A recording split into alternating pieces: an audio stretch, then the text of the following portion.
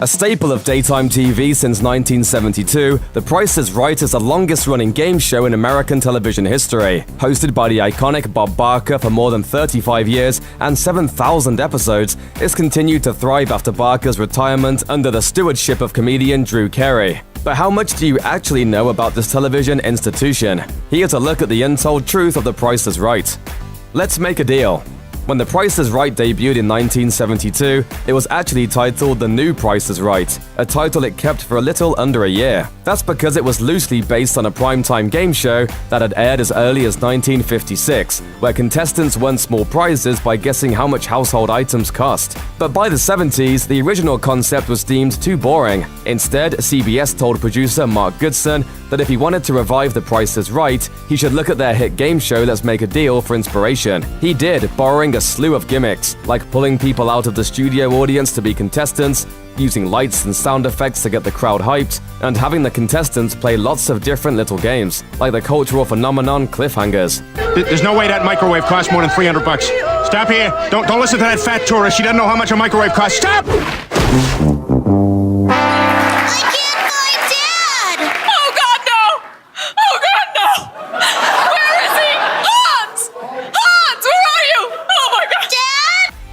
The best of the best. Every game show has a different process for contestant selection. Jeopardy, for example, is quite rigorous, putting prospective guests through multiple written tests, an interview, and a live test version of the game against other hopefuls. The Price is Right is far more immediate. On taping days, contestants/studio audience members line up for as long as 4 hours outside Bob Barker's studio at CBS Television City in Los Angeles. Then, 10 at a time, they're herded in front of a producer who asks them each one question. Well, they've got to show off a sparkling personality and lots of energy. Only about 100 people or so get picked to sit in the studio audience, and the lucky contestants find out they've been selected when the announcer calls their name. How about if we call Katie Hudson? Come on down! You're the next contestant on The Price is Right!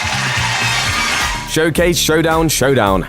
In 2008, a huge Price is Right fan named Terry Neese was picked to come on down to Contestants Row. He made it all the way to the Showcase Showdown, where he did something that nobody in the show's history had done, before or since. He guessed the exact price of his prize package. Taping stopped for almost an hour, as the producers and host Drew Carey were sure Neese had cheated. But he hadn't. Instead, he had studied the show for years, and realized that many prizes were repeated. So he memorized the prices of all the prizes and added them up in his head during his appearance. As a result, he won both showcase prize pools, and The Price is Right changed their prize structure to include more variance in price structure.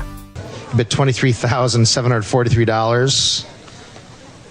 Actual retail price, $23,743. You got it right on the nose. Replacing a legend.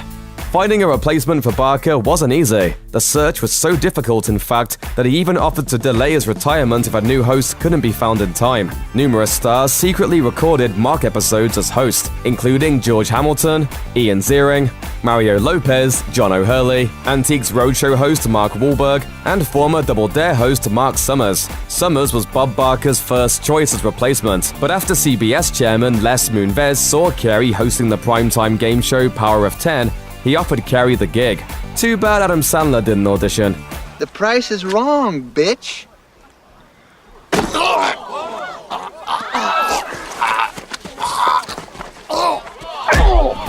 A brand new car!